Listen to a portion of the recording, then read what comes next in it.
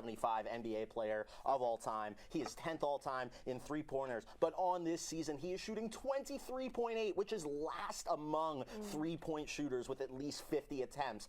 Ridiculous stuff. 18 of 77 three-pointers for Dame Lillard. Dame time. However, it's his 10th year in the league. It's just a shooting slump. The guy's allowed to have one. He's one of the greatest ballers of all time. I'm not worried about him in the slightest. He'll be fine, but it's been shocking to see for sure.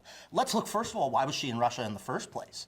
Because WNBA players, unlike NBA players with their multi-million-dollar contracts, are going to Russia to have to play to make 4 times as much money as they do in the WNBA in the off-season. It's just disgraceful, and it can't stand, and it doesn't fit with where we're going as a society and towards equality. Yeah, you weren't the only one confused with what it is, Skyler. Absolutely. I mean, when you got a 2-quarterback system, everything's pretty confusing. But it's probably going to be one of the best storylines, not just in NBA history, but in sports history. I'm with you Absolutely. 100%. 100%. But my main reason here is optimism. There's a whole new energy. There's a whole new vibe. Patrick Mahomes is still the quarterback to be feared, who can absolutely torch defense. He leads the NFL in touchdowns. Too early to tell, but there is a man, Jackson Dart, and him and Dante Williams together looked pretty nice, brought a lot of energy to the Trojans. Patrick Mahomes, no big deal. He's leading the NFL in touchdowns right now. And so I think Patrick Mahomes is still that guy.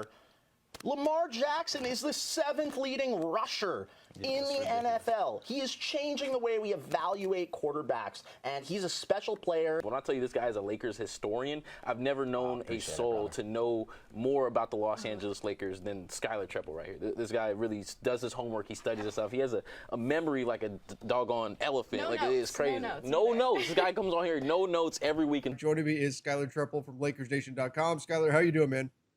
I'm absolutely fantastic. Done. Joining me to discuss, of course, the Masterpiece Masters, Skyler Trepel from LakersNation.com. Guys, what are we thinking coming here, obviously, from Las Vegas? One of the best narratives in sports is, right, the old guy trying to stick around with the young guns. That's this entire team. So it's going to be incredibly exciting. But it's going to be different this time. It is different this time. We found out in Ramona Shelburne's bombshell Kawhi Leonard, Russell Westbrook report.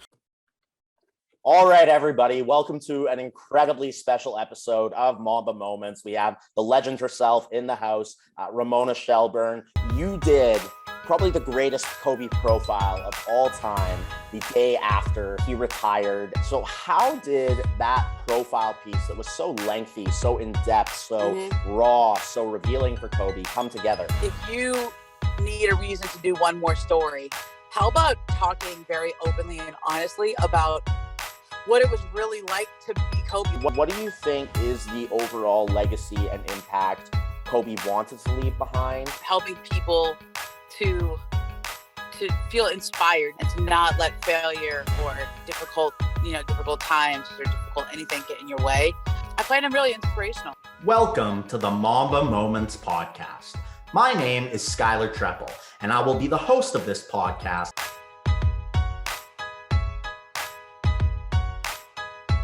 All right, everybody, welcome back to another episode of Mamba Moments, and we have our first Kobe Bryant teammate, Josh Powell here. Amazing player, amazing relationship with Kobe.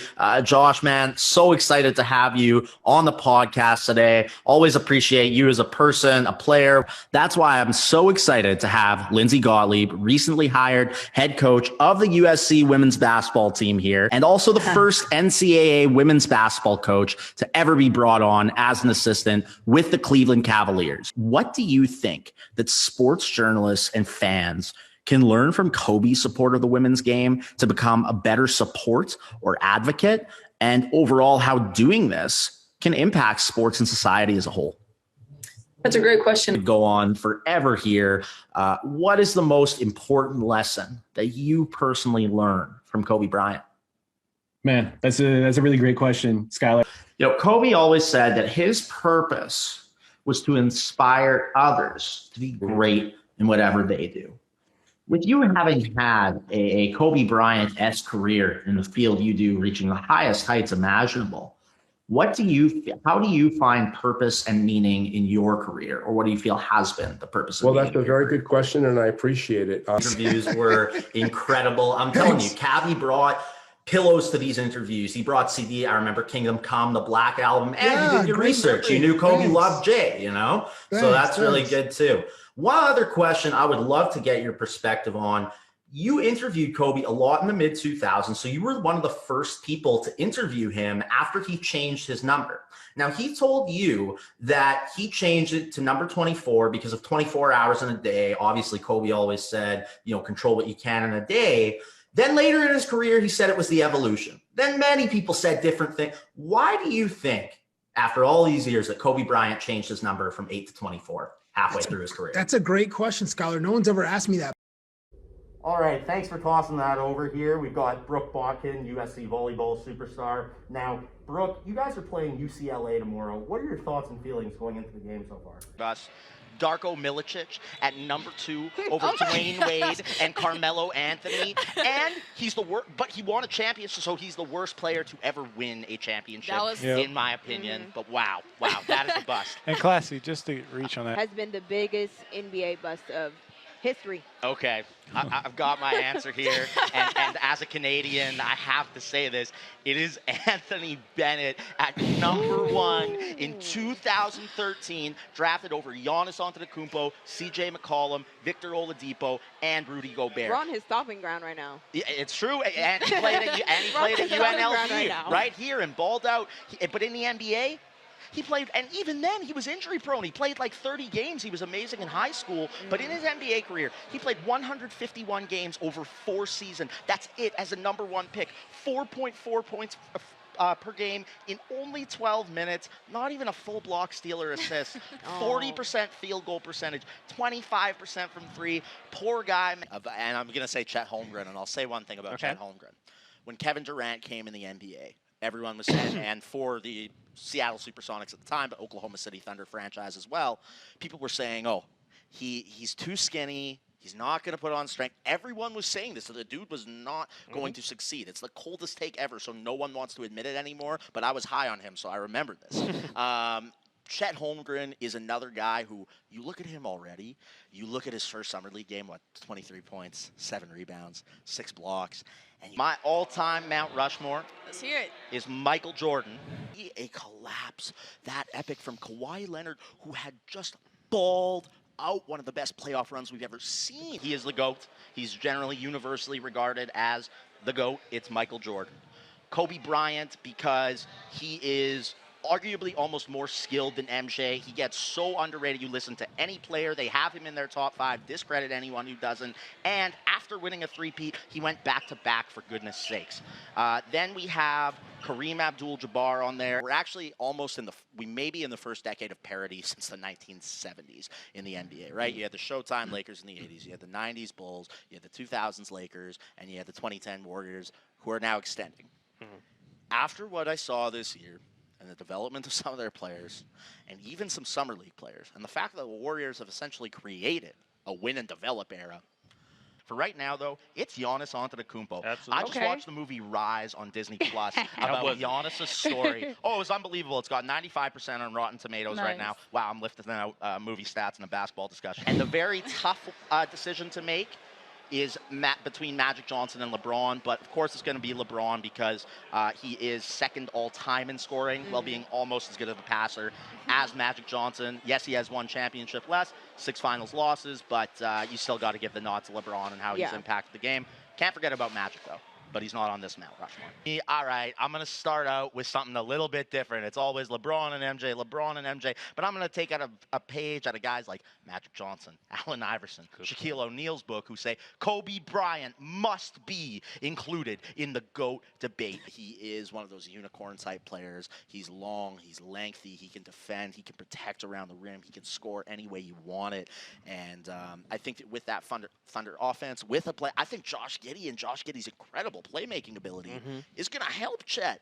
I'm really fascinated to see him on an NBA court. Skyler Trepel reporting for ATVN, and the question on everyone's mind after this weekend is whether this could be the start of a new era. First, let's look at this week's award winners. Hard to believe, but Kobe Bryant's 60-point grand finale was 5 years ago today. I flew out from Winnipeg, Manitoba, Canada to LA for Kobe's final game. Nothing quite sums up the greatness of Kobe's final game and career than this game-winning shot to put the Lakers up for good. You were actually the first player in USC history to start as a freshman at running back in your very first game. So what was that like, and what's going through your mind when that's happening? You think about who should play Saturday? Yeah, absolutely. You know, I think that this weekend showed a lot, and it's not so much about who should play as much as how can you stop Jackson Dart from playing at this point. And Mobley can dribble the ball like he's 6 foot small, but is actually 7 foot tall as he finishes a two-handed poster dunk you could hang on your wall. You stay classy, Southern California. Learn Height reporter Skyler Trepel spoke with the Batman director Matt Reeves.